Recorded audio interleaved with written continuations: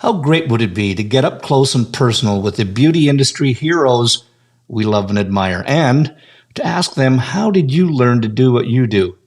I'm Chris Baran, a hairstylist and educator for 40 plus years, and I'm inviting all our heroes to chat and share the secrets of their success.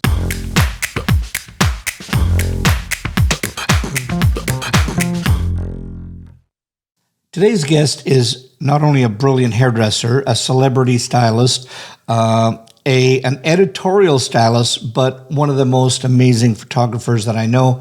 Modern Salon said that he is among the 50 most influential hairdresser trendsetters.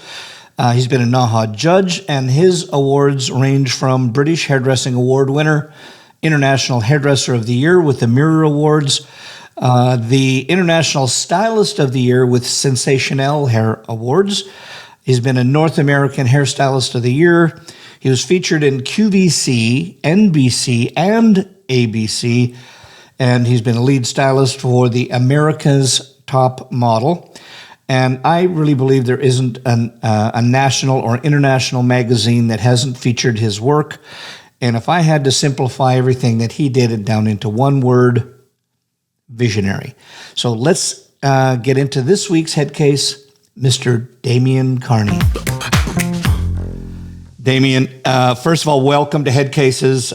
I always say that you got to be a head case to do the business, so we do. But, first of all, welcome. It is great to have you on board here with our podcast. Well, thank you. And it is an honor, Chris. I see you like ships passing in the night at different events, and I'm getting to see you face to face on this one. Thank you. It's wonderful to be here. Yeah, it was great. And I think, to that point, and for people listening and watching right now, that when you're on the road, you get a chance to see all the people that are the greats that are out there, but you're sort of in the hallway. Hi, how you doing? You're at a rehearsal together, and you do some idle chit chat, etc. And I think the first real meaningful conversation that we had was, I believe it was at the ISSY show, like last year or whatever, where you and Christopher Benson and I sort of said, "Hey, let's stop and have a little conversation." And you know what? It's when you have this, and I'm going to tell the people in the audience right now, because I'm probably saying what they're thinking right now. You watch your work, Damien, and it's absolutely brilliant work. I love it, and I want to dig into that creativity and the avant-garde and where that comes from and later. But I just want to say that was that first real connection that I went, I really like this dude, and I want to get to know him better. And so I want the audience to know a little bit more about you. So first of all, why hair? Was that something that always came to you? Was it woke up at 8 years old and said, I'm going to do hair? Mm-hmm. Was there other things that happened first that drove you to it? How'd you get into hair? It's kind of funny, you hear different stories from different people in all walks of hair life, but I think there's one common thing, obviously, is the love of hair. I'm one of 8 kids. Lost my parents when I was very young, which, was, obviously devastating at that time. But, I grew out of that, matured. I'm one of 8 kids, third youngest, 5 boys, 3 girls. And they all did pretty good jobs, an engineer, a PA, secretary to a big, huge corporate company, blah, blah, blah. As a youngster in that line of 8, I kind of discovered there was a pattern that went on. And that pattern was, come the 4, 5, 6 year itch, a lot of them were getting itchy and irritable about the careers that they've chosen.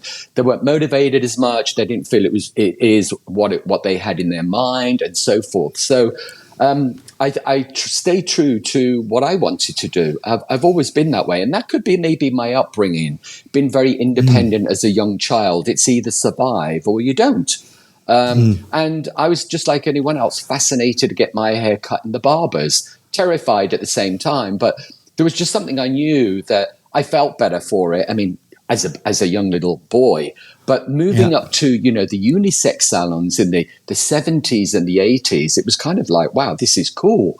So for me, it just seemed like a great environment to be in. It was fun. It was fashionable. Things looked like they were changing all the time. And it was really cool. And I knew there and then at the age of literally 12, 13 or 14, what I wanted to do. Wow. I don't know if they have it now at schools, but there's a person called the careers officer. You know, they would talk to you and guide you into what they thought was suitable. Often they were all completely wrong because half of them didn't give a damn anyway. They just wanted to get the conversation over. I knew, I walked in, I needed no convincing, and that was it. That's simple.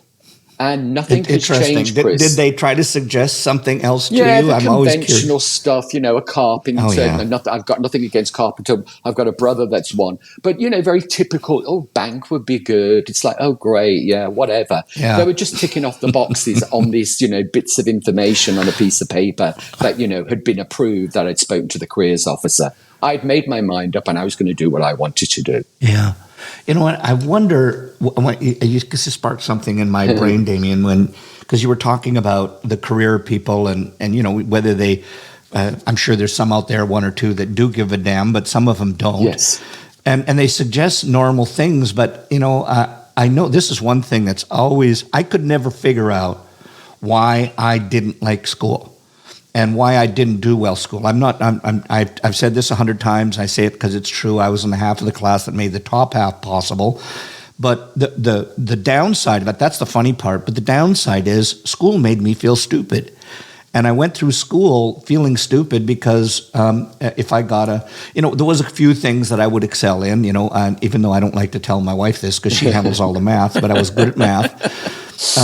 But I felt stupid all the time, and I really I just thought I was a dumb person. And I realized later, and this is the point I want to get into here, is your creativity. You know, I feel that I've got that inkling in the back of my brain, but it's that feeling of not feeling and smart, intelligent, like the rest of the group, that I don't know if it made us lean to that creative side. But what bugs me about school, now don't get me wrong on this, teachers I love. They're great teachers. They're put into a system. Yeah. It's the system that they took away all of the creative arts.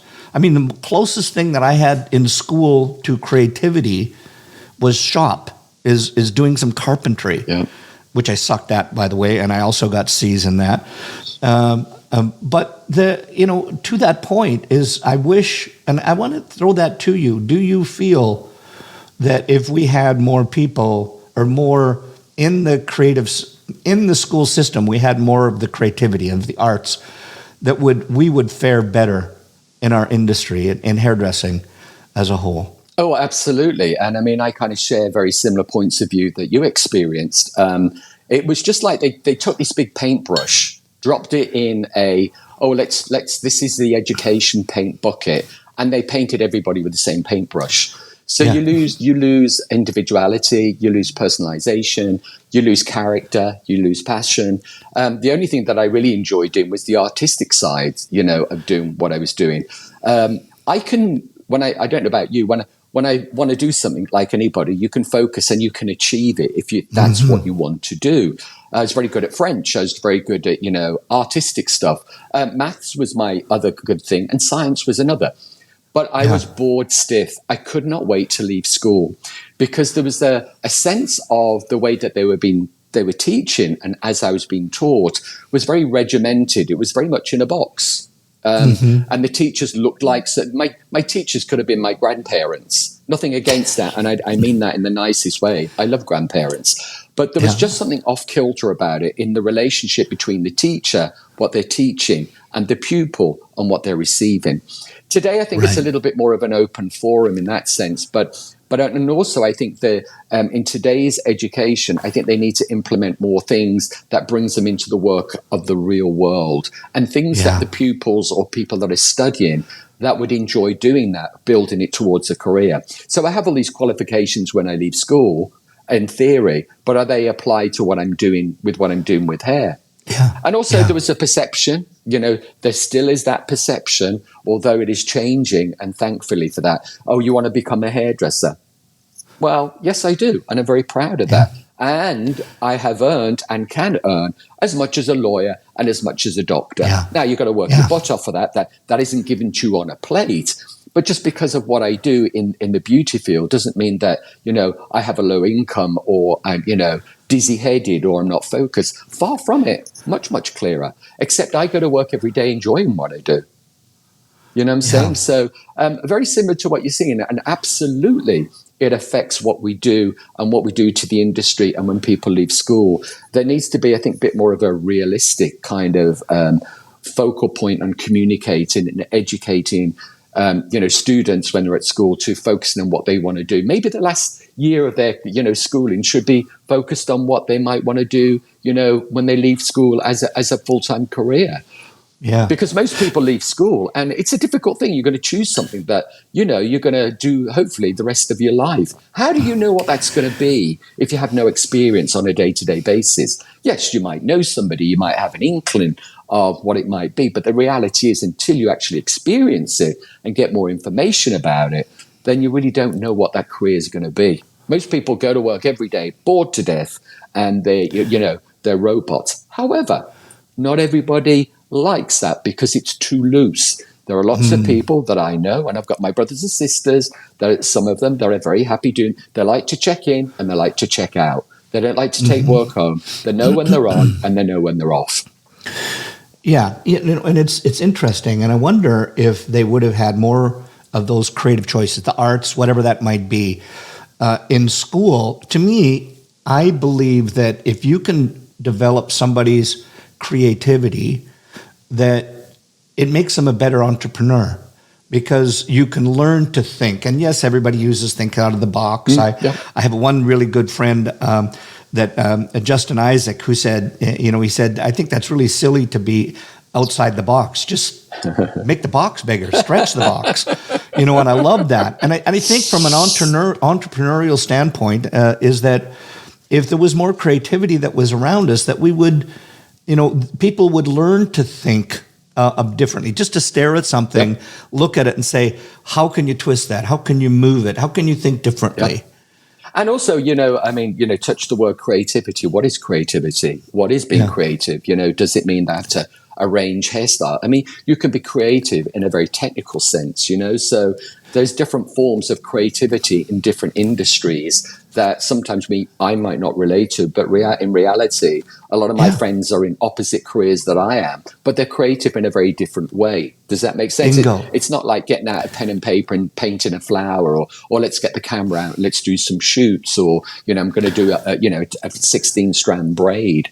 They're being creative about maybe budgets or the well-being of the economy or the well-being of the planet. So creativity can be done in different ways. Ours is expressed obviously through hair and playing a lot more, but I think everybody can be creative if they allow themselves to be, and also be in an environment where that is encouraged. I think that's so true. And yesterday or the day before, I was going through Instagram, aka TikTok, whatever the hell is on there. I am a techie to a degree, but I'd say I'm still if you had to grade me, I would still be in C. Me but too. There was an interesting, John Cleese was doing this it was a very short Instagram thing he had. Somebody was filming him obviously at a conference when he was speaking, because you only saw it went half between his head and above and down, so you knew it was recording. But he was talking on creativity, and he said that, and this was my takeaway, which I thought was so freaking profound. He says creativity is nothing more than playful acting, playfulness. It's trying stuff, and not being judged by something. Or let me phrase that. He said, not feeling that you are going to be judged, because the moment you're in our society and you're judged on something, you stop being playful. You start thinking about, I can't do that because it's wrong, or I'm not willing to try. And I think if anything in our industry, that's one thing I'm sure you see it all the time, is that people are so afraid of, yes, we say mistakes, and mistakes are okay and all that other stuff, but there is such of a fear in our society of making a mistake. And I thought he just hit it on the head, is if you can just get in playful state and doing things like, yes, day before I had got home from symposium and I said I need to do something. I don't know what I want to create, but I just started taking hair and making micro braids and knowing that I want to do something with it, but I don't know what the hell it's going to be. So that's where I think that if people could get used to this playfulness, then I think that would make a huge difference to us. I think that's a great point of view. Absolutely, that playful thing. But I think, even if you take your career away and you venture into your personal life or friends or relationships, it's just embedded in us, as humans that, we don't want to fail. We don't want to look silly. We don't want to do blah, blah, blah. And therefore, what we do is it is a bit easier for us to go down that road. But not everybody's made that way. So, everybody contributes in different ways. They don't necessarily have to be creative. They can be, they can contribute in their own way, in their own playful way. That's a better way of saying it. But at the end of the day, that's really it. And when the emotions take over, the actions take over even more, because that's what's going to determine your actions. And I don't know, maybe as I've matured, a polite way of saying getting older, folks, as I've matured, the fear factor will either put you in a bigger hole, that it becomes this dark vortex, or you just think, you know what, I don't give a damn. What do I have to lose by doing this? Who am I doing it? Is everybody going to be looking at my Instagram, which isn't a lot? Or is everyone going to be looking at Damien Carney going, oh my God, his life's over? I don't think so. I'm not that important. I'm not that valid anymore. Like, when I used to get ready, I'd put on a bright shirt. I wouldn't want people saying, oh, that's a nice shirt and it's really bright. Whereas now I put on the brightest shirt. I don't care. I've grown out of that. So what do I have to lose by having that playful time? What I do have is feeding your own soul. And it's that thing about, when you look at the airlines and they're like, okay, I know you've watched this and we're going to put the seatbelt thing on and you watch it. Put the belt on your little child or the infant before you do yours, which is right, because if you do yours first and then you can't help anybody else. It's like RuPaul, on Drag Race, you got to love yourself before you can love everybody else. Not that I watch all that all the time, everybody, but I think it's quite humorous and I think it's a valid point. If you don't think there's a value in playing, then you'll never make it happen. Right. And those to me are the most important things. I make myself happy every day. And by doing that, I'm not God.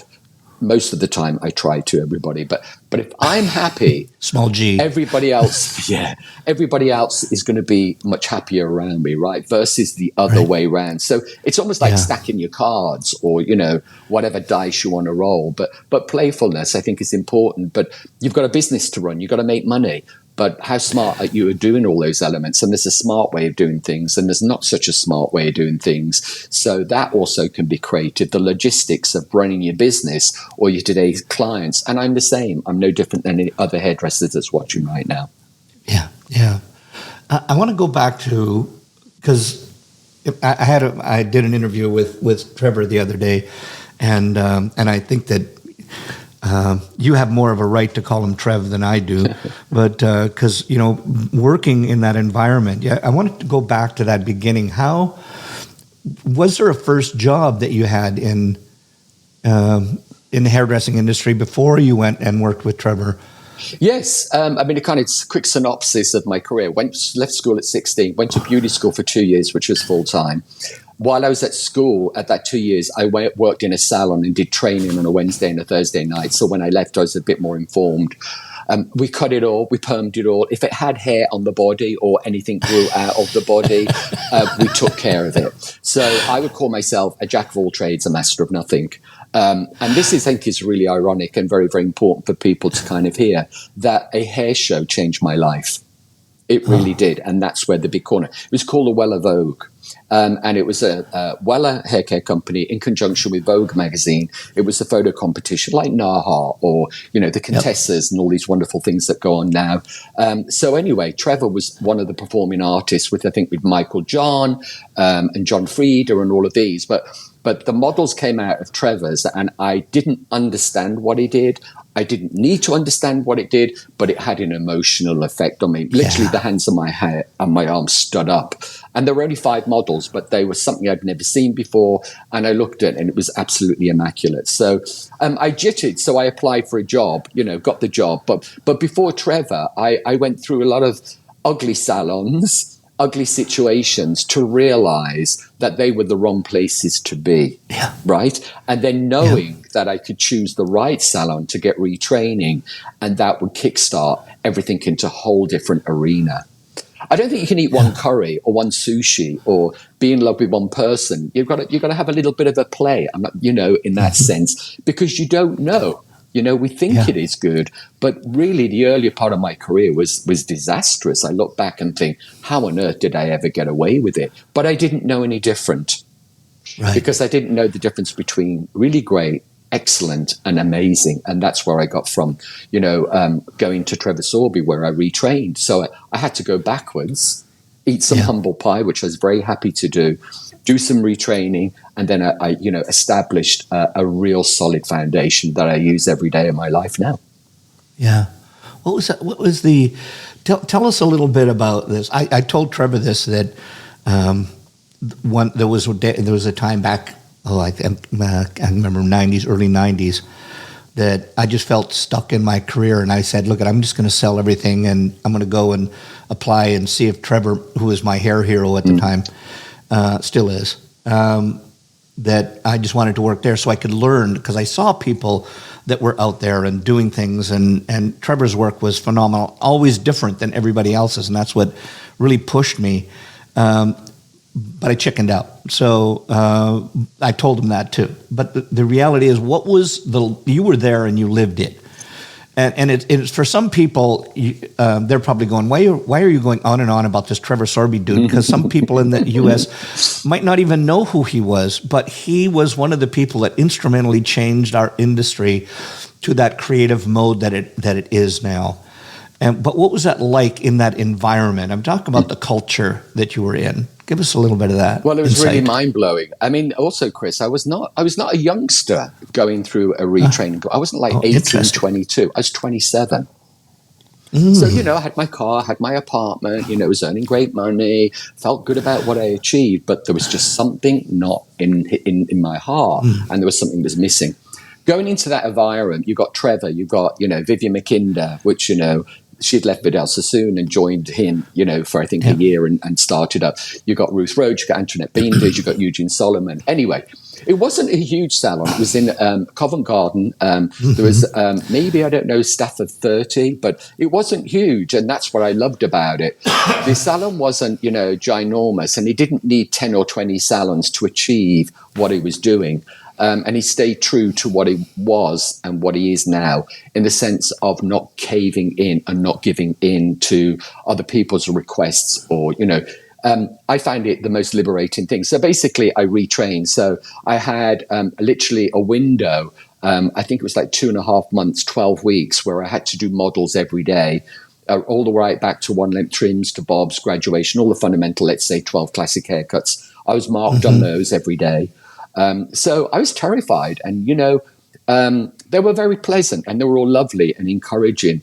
But I realized that I needed to open up and step up to their culture and their game plan and what I was learning, versus what I'd learned before wasn't terrible, but I had no control over what I was doing, and really didn't understand the huge benefits of really working on technique and creativity and all those things. So I'd go there every day, being terrified in a very positive way, and I'd literally worship the gods above, that I was very grateful that I had this opportunity.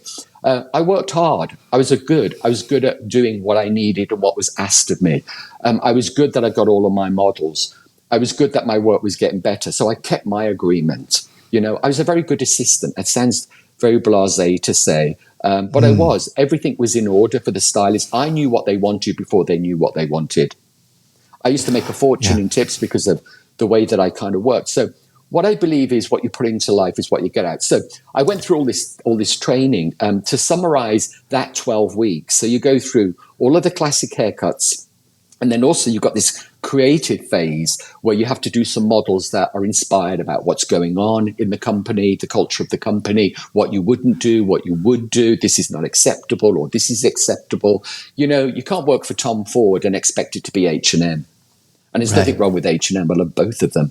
But Yves Saint Laurent has it. Everybody, the house of Trevor Sorbie, or the house of Sassoons, which they're opening up their new location in Greek Street. They stay true to who they are and what they did. And that I admire, because I learned a lot of discipline, and that's muscle power, when it kind of comes to your hair, because it can be so easy, kind of touching on what we talked on before about playing it safe, and doing what everybody else wants you to do for an easy way out. Just, that's the way that it is. It is what it is. I hate that word.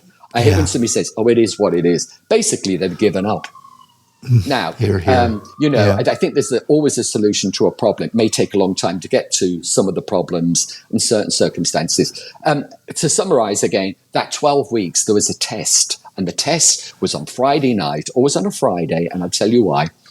You had to have 12 models that were already pre-cut, pre-colored, pre-blow-dried, pre-makeup, pre-wardrobe, ready at, let's say, 6 o'clock for Trevor to come in and literally take a comb and section and look at every single haircut.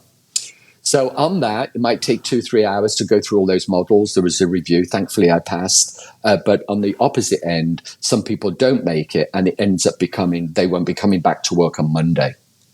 Wow. So that's why it's done on a Friday.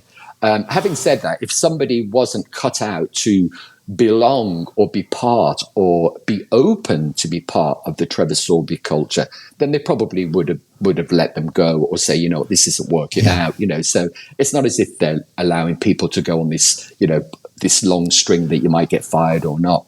It was tough. But again, it was the best thing that I ever did. It's funny, you look at Instagram, and I'm not knocking it. Everybody's got a different thing, and it's called the butterfly layers, the ghost layers, the fangy layers. I don't know, call it whatever you want, team. It's either layering, graduation, or one length. You razor it, you chop it up, you cut it. There is only so many ways you can do that. It's the same with coloring. And everyone's trying to reinvent things. But if you're a seamstress at Tom Ford and Gucci, you can go to all of these amazing houses, because it's where you'll belong in the platform of amazing quality. If you go down lower, you'll get a job. So the bottom line is it was the best thing that ever happened. And it really took me around the world. It took me to where I am now. I never knew in a million years that basically I would do this. But going back into the salon itself, it was a salon like everybody else, but you walked in the door and it had this magic. From the posters on the wall, to the magazines that were there, to the cool music that was played, to the outfits that people were wearing, which was very unique and different. And there was a synergy of creativity, and you could smell and cut it with a knife that people were having a great time, from people working there and clients being part of that. I talk about celebrities, iconic celebrities. He did them, the staff did them, and they were game changers in the world of fashion. So it wasn't your average, daytime, soap star. There were leading people that, were sitting there. I'd literally go, oh my God, is that so-and-so? Of course it is. They would go there and have their colored.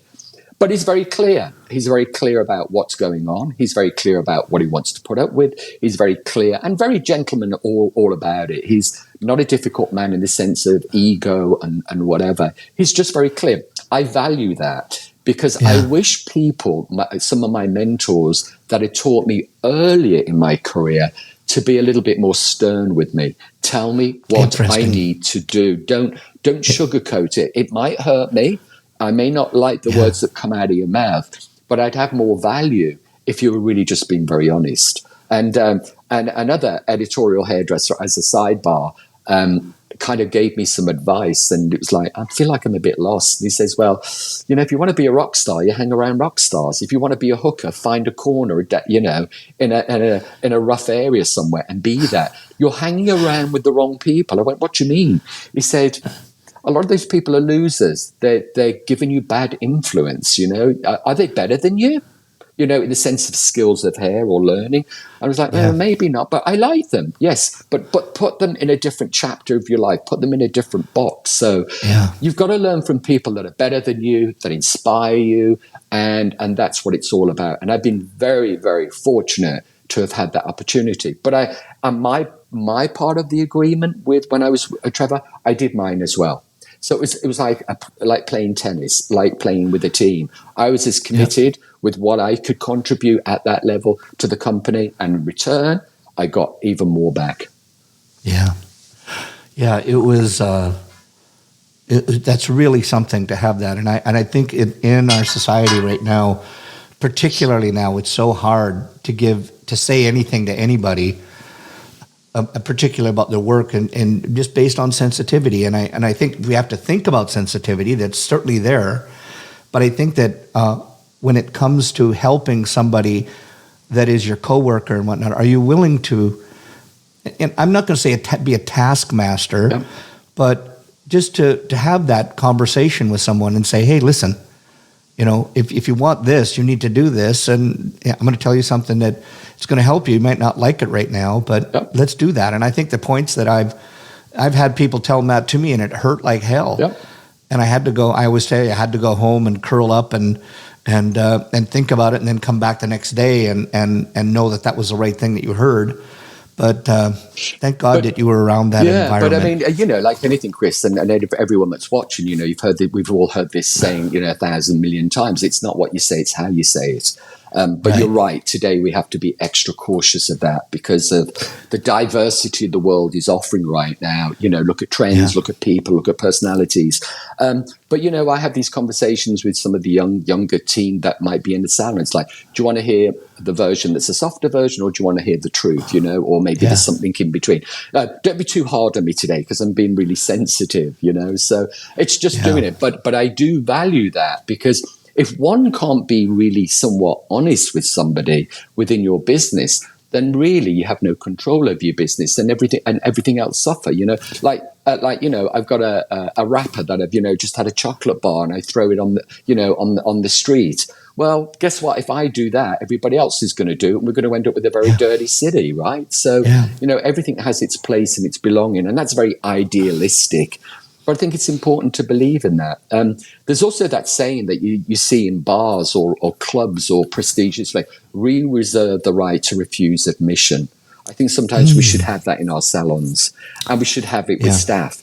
Because if it is your business, you put up your mortgage, you've gone to the bank, you've done this, you've done that. I see nothing wrong with the salon owner being very clear about what they want for their staff and so forth. Do I agree with all of them? Not necessarily. Maybe they're just the wrong salon for me, and I'll find a salon where there's a little bit more of a community with culture that I agree with. You've got to find your love partnership, I think, a relationship when it comes to finding a salon and a salon that you work in. But you could have a busy salon and everybody's working alone.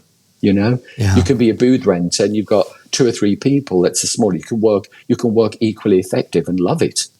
So different horses, different courses. And I think it's important I appreciate what I went through, which was, in the 70s. It's now 2023. So how do we implement some of that, if not as much as we can, in the world of 2023? I don't think we can, but I think we can still take the essence of positivity and skill set and apply it. It isn't going to be the same. They're different decades, different times. Yeah, it's interesting, isn't it? I heard an interesting stat just the other day that said that the mortality rate, and I don't mean the physical mortality, but the lifespan of a hairdresser within the hairdressing business has shifted, where it was 5 years quite a number of years ago, and it's shifted to 3 years just in the last while. Why do you think that is? I think that hairdressers today joining the industry, or people that are going to become a hairdresser, or hairdressers that are already established, or whatever walk of life they're in, they want a different world, and I think that it's the world of flexibility. They want to feel like they belong. They want a training system that is maybe condensed down a little bit more rather than it being so lengthy, which, if that is possible, I think it is somewhat with the salon owner. It's going to cost. But, you have to have an agreement that you're going to train that person. They're going to stay with you XYZ. But we're in 2023. People have different thoughts. It's a bit like what happened in COVID. I don't know about people listening to this at the moment, but a lot of my clients were like, I ain't going back to that office. I don't care if they're in Park Avenue and they're a big corporate company and advertising or whatever they're doing. I am more effective working 3 or 4 days at home, and I'll go into the office 2 days. So a lot of people... Sorry, went down there. A lot of people are, there you go. See, I left the office. So what they're doing is they're taking control of their lifestyle, their family, their personal life. So it's all of those things. Like in the salon that I'm in, and a lot of salons of my other friends that are in New York, if you don't have a 10 o'clock or an 11 o'clock, most of the staff would have gone in hoping that could possibly, get booked. Well, the reality is that, the salon that I'm in, they don't really call in on that day. A lot of them pre-book. So you could end up, maybe having 2 hours where you're sitting around doing nothing. So now it's more acceptable. Not every single staff member, and it can't be. But, if they don't have somebody, maybe they come in a little later that day, So it's been flexible. Some people only want to do 4 days of work, 4 days a week, where they work longer hours rather than spreading it out over 5 days. I get it. Why not? So I think it's different in that kind of sense. I mean, you've got educators, that work with different companies. At one stage, you could only be exclusive with one company, whereas now you could probably work for 2 or 3. You could work for a color line, a hot tool line, a brush line, whatever it is. That was unacceptable, years ago, because a product company would want an exclusive on it. So it's a bit like the elastic that we knew has got longer and it's been stretched further. Interesting. And I think it's important that a lot of hairdressers want it on their terms versus what we or older generations, I'm including myself here, did or knew. So I don't disagree with some of the changes. I think it's a positive move. But to get them to do something that they're not willing to do, or they don't enjoy the working conditions, the culture, or whatever it is, you're not going to be in a win-win situation. So the salon that I owned in Covent Garden, which I owned many, many years ago, if I was to open up a salon today, which I wouldn't do because I'm doing my thing, I would operate it in those different ways. More flexibility, part-time, full-time. Yeah. I want them to be in there and be productive. Going to use Richard Branson's theory. The customer's not always right. I want my staff to be right, and I want them to be happy, and then my customers are happy. So it's just different kind of theories, Bingo. This episode is sponsored by the Salon Associate Accelerator from trainersplaybook.com. Are you struggling with the time and cost of associate training? Do you feel like your salon is running you? We'll get your associates on the floor, all with 90% less time from you, so you can get back to building your business. Get them world-class design, finishing, color, and client care skills they'll use every day for the rest of their career, while you focus on realizing your vision. Go to trainersplaybook.com and get the Salon Associate Accelerator. And now, back to the show. You kind of hit on that there when you're talking about the manufacturers, and you've had the great opportunity. I know you've been like the creative director for a few different companies, and I think that it's in your work. What I've always admired is you have this incredible ability to do what most people can't. Most people are either very commercial, and the commerciality that they have spans everything that they do. And then you've got this other side that is your creative brain with the avant-garde. And I think there's a trick. No, there's a talent in being able to do both, and both are tasteful. And I think that's a really different way to go about hair. So I want to take back a little bit about and go back in. Where was your first venue that you were at, and also where was the first time that you had an opportunity to build creativity into the avant-garde? And I'm curious on that, where that came from. Well, first of all, thanks for the compliments, but I don't see what you see. What's interesting is, just on a quick, we always see different things when we look at ourselves versus what people think of our work, right? But back to the Trevor Sorbie, that was encouraged and instilled. So, you can cut a bob, a very technical bob, but the length that you're going to cut it and the length you're going to cut the fringe based on the face shape and the suitability is going to make it look creative. Then you add color, then you finish it. So that's just taking a bob. So the creative side of what I learned at Trevor was encouraged, and so was the technical skills. And that's what I loved about what I learned. And Vivian, when I was being taught by Vivian, eventually I became a teacher with Vivian. I was like terrified. But, she could cut anything. Yeah. And she can. And it's perfect if it needs to be. And she can loosen up too. So you're playing with two dynamics, and but they are together. I work in a salon in Soho. There's some wealthy clients, but sometimes the wealthier the client, the worse their hair looks, because they have this perception of how they want to look. Their hair's thinning, they're covering the grey. There's certain things that they would go and get done because we're aging. I'm aging too. Yeah. But the point is, there's certain things I won't do on their hair. And there's certain things, like I'm not against round brushes. I do round brushes in the salon.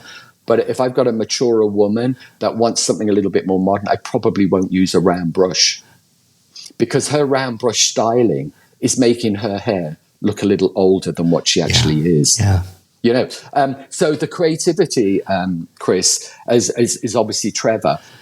Salon International in London is a very prestigious trade show that, has, I think, some of the best hairdressers in the world, obviously from the UK and also worldwide. But it is an environment that you're expecting to see new groundbreaking things and creativity, but that they can cut very technical, commercial, wearable things. Just because I work in a salon on a Friday and Saturday when I'm free, which is my everyday salon work, doesn't mean I devalue that, or I just think, I'm going to, go into fifth gear and whack them in and whack them out. No, I still apply my creativity. Could be a little bit around the front. It could be a little bit here. Could be a little bit of disconnection here. It could be maybe the color's going to do something if it's gone to the color department. So I always try to think about the value of beauty and the value of making that person be relevant in the world that we live in today, of what hair is doing and the world of what fashion is doing with hair. We are fashion and we are hair combined. So, changing a tool or an approach can make your work look very, very different from what we already do. When I was a young kid, when I was 20, I could talk to a client and I could talk about anything. And I had, but I only had two techniques in my one pocket. And those two techniques were used on everybody. Yeah. And God help me when I look back about the ones it didn't work on. So my roster of work has kind of got better. But back to your point about it's always making somebody look beautiful. I know that's cliche, but in the world that we live in, of diversity, of skin color, I find clients either don't do anything to their hair because they don't want to and they don't have the time, or they're blow drying every hair around their face night and day. And if one of those hairs are out of place, it's like having a divorce. Yeah. So from a client's point of view, in where I live, where I work, it's famine or feast. But I definitely think you need to feed your soul in both, because I know that if I get lazy and don't stay on top of my game, I get used to being pre-programmed of what I know and what I do safely, but that's going to kill me. Because it's going to grow old with me. Yeah. My techniques are going to date and my clients are going to grow old. I'm going to get boredom. And once that boredom or that sense of not caring like I used to gets into your system, it sometimes can be very difficult to get out of it. Oh, well, it doesn't matter. No one will notice. Yes, it will. Because that's what I learned when I worked at Trevor and other salons that I worked with. Those are the little bits, the posters on the wall, the music that you're playing, the service that you're giving them of the refreshments. Those are just the exterior bits. Now let's do something amazing with your hair. Yeah. Right? So and we talked about before, when you're talking about in Trevor's salon, how the pictures that were on the walls were inspiring. I want to go back, because you're now very known within the people that know in our industry as an incredible photographer as well. But I'd like to know, where, with that first shoot, I mean, obviously you didn't do your first shoot on your own, say, I'm going to pick up the camera. That had to be an evolution. Tell us about that. How did that, what was that, what was the spark? What made you say, I'm going to pick up that camera and I'm going to start shooting? Because I know if I tried to do that, it would come up just an absolute mess. But How'd that happen? But again, thanks, Christopher, for the kind words. But I mean, like everyone, I've made 1,000 mistakes. I could look back at all the experience. I'm going to talk about one in particular. There was a very well-known beauty female photographer in London that is known for her beauty. So anyway, went along to do the hair and blow dried. It was all great, and she wasn't happy at all. She said, she gave me the brief that it should look messy and a little bit like Betty. And well, of course, mine looked like she just stepped out the salon. Well, I freaked out because it was one of my very first shoots that I was doing for a photographer. It wasn't a test. It wasn't a playtime. I was with an agent and I was young. And she fired me. She pushed me. She said, I'm going to release you. I was like, what? I went home and cried. Seriously, this is a true thing.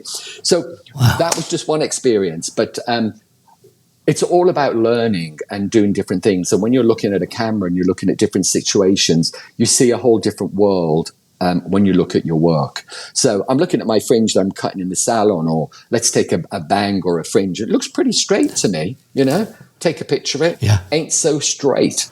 There's little bits that other eye that we're not seeing as a camera, because it is a machine, it is a tool that we are seeing. It doesn't have any emotions. A camera only has emotions when you feed in the f-stops, the shutter speed, and everything else.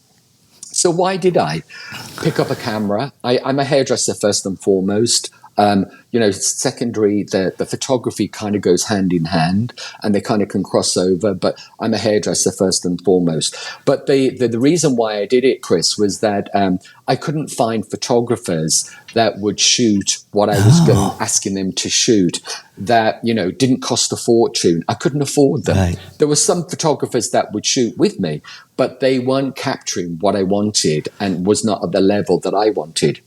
So there's also a dynamics of that. I was inexperienced, so I'm here. And the photographers that I wanted to work with were up here. So I'm out of my depth. Right. I need to get my skill set a bit closer to what the good photographers, very good photographers, are used to and who they're used to working with. Yeah.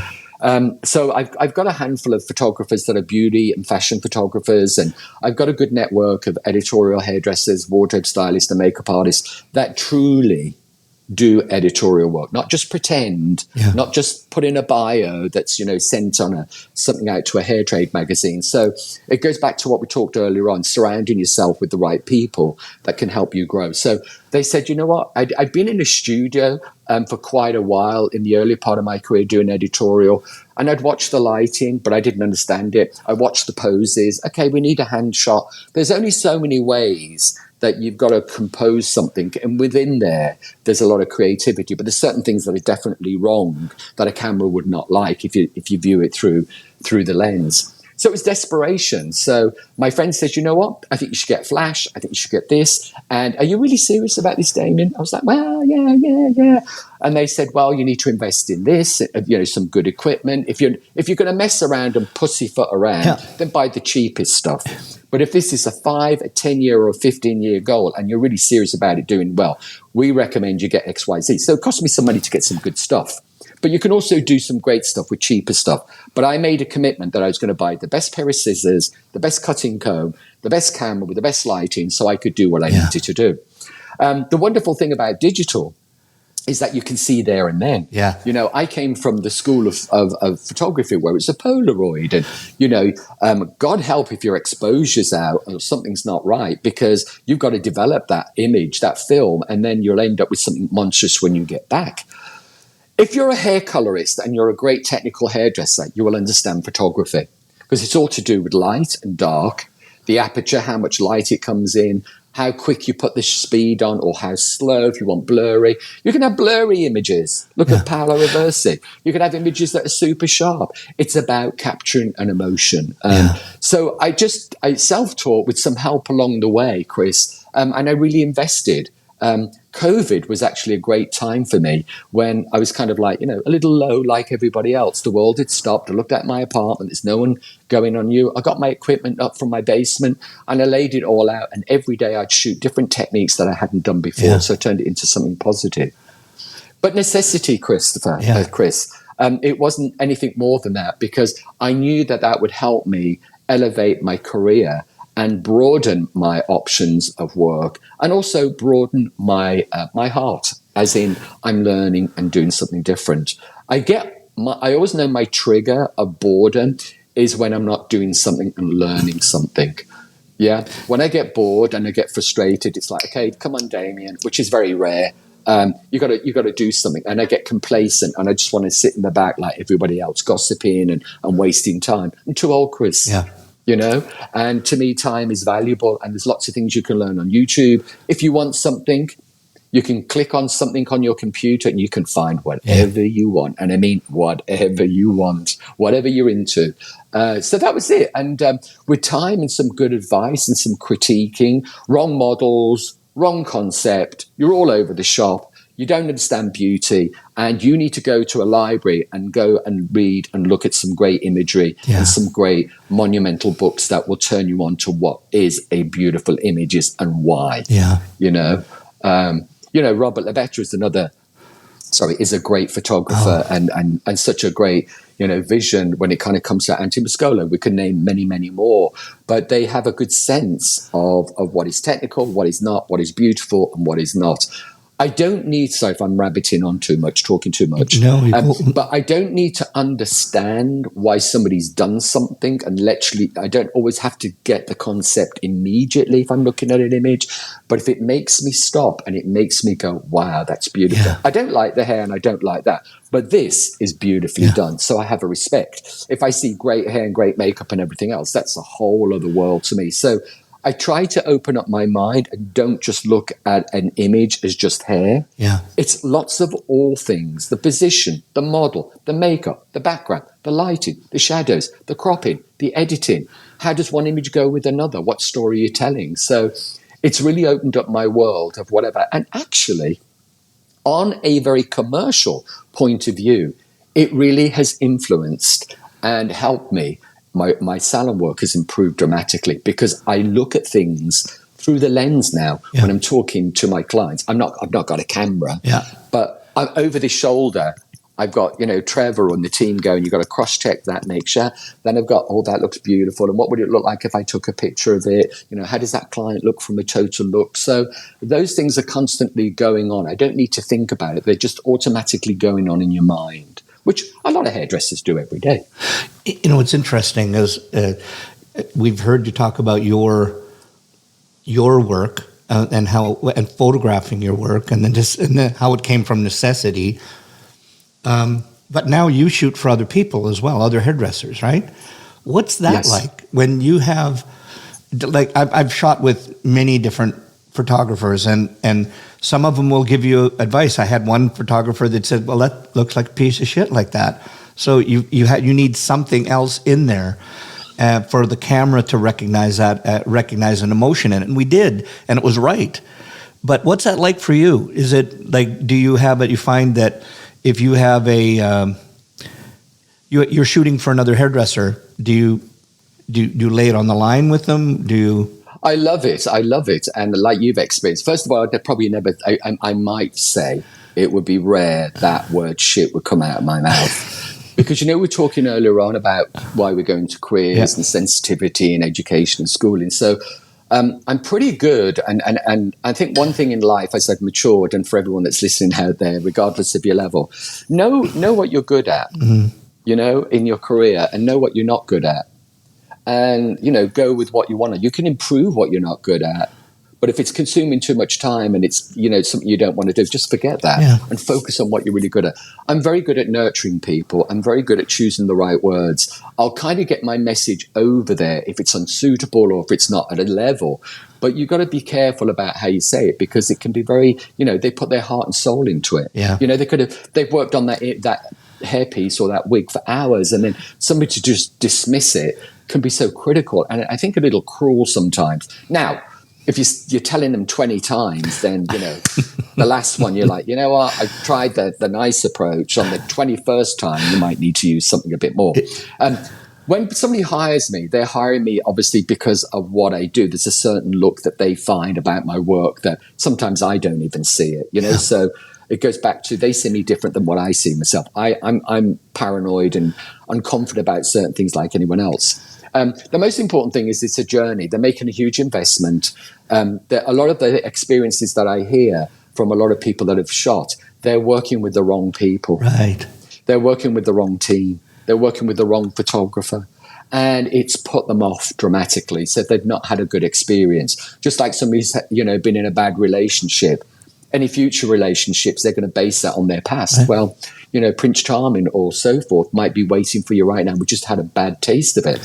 So it's, being clear about, I am a mentor with them. So that becomes part of what the service that I offer. Yeah. But their work is their work, Chris. It's not mine. Yeah. I make it very clear that I'll never touch their wigs. I'll never rearrange anything. I will encourage them to, maybe rethink a few things, but they do it all. Yeah. All I'm doing is being a very positive support and bringing them the best environment that they can go in, they feel good about when they're shooting. If they're shooting wigs and a lot of the work's done, it's a breeze because literally you put it on and you've got a little bit of refining to do. So all the sweat is gone. Yeah. If you're using real hair and you're dressing or cutting hair, you're doing a lot of that work on set. So sometimes it works for you, sometimes it doesn't, but you've got to know how to go into fifth gear and how to change something if it's not kind of working. But I think it's really important because anyone that I've ever worked in, we've had some really great results, not only for their portfolio, but results that have made them feel really good about their work and I encourage them to shoot with other photographers. Yeah. I'm like, if this is a benchmark for you, go out and, do some networking and work with other photographers. If they become a finalist or a winner, that's even better. And it's opened up doors that they haven't thought were possible to open, Yeah. I suppose I'm doing it because it was done to me. I was given it. Yeah. And I could count on my hands the mentors and the companies and the people, that I've been with, and they changed my life. So I'm just passing on, what I did. If you asked me that 30 years ago, I might have been a little bit more defensive and less about surrendering and giving up my things. I've got it, Chris. If somebody says, how do you do this lighting? I tell them. I give them the readings. Yeah. I tell them to whatever. And if it helps them, then that's what it's about. Yeah. It's about having a great experience. And it is expensive. And I think you don't always have to have a photo shoot that costs a lot of money. You've got to you could have no clothes, you could have very little you could have it down to the bare bone. But if the bare bone fundamentals of your team are particularly bang on, then you will get a great photo shoot. And I mean that for anybody that's looking for ideas, look at Nick Knight, Paolo Roversi, Stephen Klein, and you can see beauty shots where it's pared down, very minimal and a girl against a wall, but the hair looks amazing. Yeah. And then the photographers brought it to life. I think you brought up something that was really, I find, can't say controversial, but everybody thinks right now that with all the awards, pick an award, whatever awards that you're going at, that you have to spend like $20,000, $30,000, $40,000 on a shoot in order to get the results you want. And I think what you said there was so profound that if you're using somebody who can pare it down and it doesn't have to be expensive, it doesn't have to cost you a fortune or a year's salary in order to do it, that I think that we would get some really amazing talent that would get out there. I think there's so many people out there that are so talented, but so afraid just to go in, either because A, they don't know how to work with a wig, or B, they just think it's too expensive, or C, that they're just not confident enough in themselves and they could have people around them that could help them with that. So if people wanted to hire you, where would they go? What would they do? How would they contact you? Well, there's your question. Anybody's got a computer can find out. So you can go on Google my name, my website will come up, my Instagram. So there you go, Chris. So with such great technology, you can find anyone. Yeah. You can find information about anybody under certain circumstances. Website damiencarney.com is where you'll find me. It gives some overviews of the programs that I offer. There are not a lot of dates in there because a lot of my things are based on a one-to-one or a group thing. I don't do a lot of postings on social media about what I'm doing, like people with, here's a Damien class or that. Periodically I'll do it. But a lot of my world is a little bit more exclusive in that sense, that I kind of work with clients. But anyone can get me on those. I'm quite happy to chat with people if they've got a project that, they're unsure about. I do a lot of vetting beforehand about, what I'm going to do for them, so they know exactly what they want to do. If they're doing a cutting class, what do they want? I don't offer a generic program. Right. So they could do a classical haircut in the morning. They could do an advanced one in the afternoon. We could do some styling on the next day. So it's very much cherry picked. I hate that word, but really driven into what they need and what they want, versus some programs, and not all of them, are too regimented that, part of it is relative and part of it's like, I don't really need that information, or I've already done it. So being an individual rather than a large organization, I can kind of control that and make it work for them. What do you want to learn, Chris? What did you get out of your photo shoot last time? What don't you want? Another thing about the budget thing, everybody does their storyboard, and of course, good old Alexander McQueen is up there, and everybody wants Alexander McQueen clothes, which they can get. Unfortunately, a lot of people don't. A lot of people don't understand what a stylist does. Yeah, they go out to a rental house. They will shop for you for 2 days, a day before the photo shoot. Then they shoot it, and then they spend another day or another 2 days returning it. The bigger your budget, the bigger you can have the designer things. But if you've only got a small budget, you're going to end up with tank tops from Calvin Klein where you get 3 in a pack. So it's also understanding the role of a makeup artist and a wardrobe stylist and everything else. And I think, that's all learning. And another little tip for everybody, concept boards, if it's got more than 12 images, stop. Because the makeup contradicts with what you're saying over here. Then you're saying this, then you're saying that. It's a bit like a client saying, well, I want to cut it to here. How much is that? But I want to cut it to here. And you're like, okay, you've already got a confused client, right? Yeah. So, but it's all a learning process, and, being respectful and honest. But because I've been there and I understand it, I understand, how much time and how much money it can cost. However, with all that being said, if you're willing and you're serious about investing, it will turn your career from here to here. Bingo. It will take you to places that you've never, ever thought or dreamt about that you would ever go. Yeah. Yeah. I think that's the thing, is that in our industry now, the way you get known is by being seen and your work getting recognized. And I think your truer words were never spoken, is that it can be a total career shift in how people perceive you. I want to do what I do this with everybody. It's rapid fire. I'm going to throw out just a series of questions, just 1-2 word answers. What turns you on in the creative process? Originality. And what stifles it? Safety. Was an event, a show, or a shoot that you loved? That I know there's many, but the first one that comes to your brain. Anything Nick Nice. What's that? Anything Nick Nice. Ooh, wow. Yeah. Thing in life in general that you dislike the most? Negativity. And what you love the most? Passion and love. Things that you hate most about our industry? Zip up. Well, I can't answer this zip up. Because too much of that, you've got to back it up with talent and content. So I think less talking and zip up and more listening. Yeah. Good eyes and hands, right? Person that you admire the most? Well, it would be Trevor, because he had such an influence on my life, and Vivian and all those people, Eugene. Yeah. Person that you wish you could meet, living, dead? Rock Hudson. Oh, interesting. Just for scandal. No, I'm not fancying Rock Hudson, a very handsome man, but just for scandal. Yeah, interesting. Something people don't know about you. I'm actually very shy. Interesting. I would have never thought that in a million years, but there's our stage. But so can we add on a little bit to that? But it's interesting. We all, when we're kind of pushed into different situations, we obviously may have a different character. But if you look at, let's look at celebrities in the music business. They're great on stage, but when they come off, we're all that. Yeah. So you ask a lot of great hairdressers. a lot of great hairdressers or hairdressers that love to do hair. There's a shyness to it, and you have to get over it, otherwise you can't survive. Yeah. But that's kind of it. But it's, I think, a very endearing and beautiful quality to hairdressers. Yeah. A month off. I'll give you, like that, snap my fingers. I just gave you a month off. Where would you go? What would you do? I'd still be in New York or London. Doing what? Chilling. It'd be chill time.